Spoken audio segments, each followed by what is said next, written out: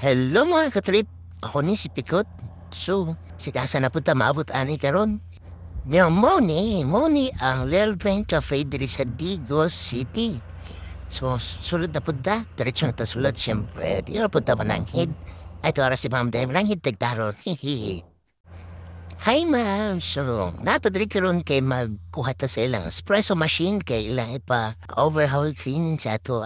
So mo ni, ang Little Print Cafe diri sa Digos nagasupply po sila o Catcher brand o mga coffee beans, no? So siyempre ako na ibalot kay para safety atong biyahe ani dili siya magasgasan. Pingan dyan nato ng machine kay siyempre di man natuwa. Haha, di ba? Ano na dapat?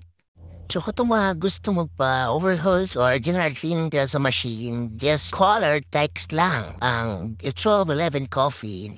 Siyempre, bag mo lang crown ay pabaon coffee na sila ma'am at sir dira. So, visit lang mo diri sa Lil Ben Cafe sa Digo City. Nag-supply sila ito ng mga Toucher brand, coffee beans, o na sila yung mga training pod. So, pangita alam niyo ang humble owner of staff. Kunya, mora to. Tagkansing salamat sa sunod na pod. Bye-bye!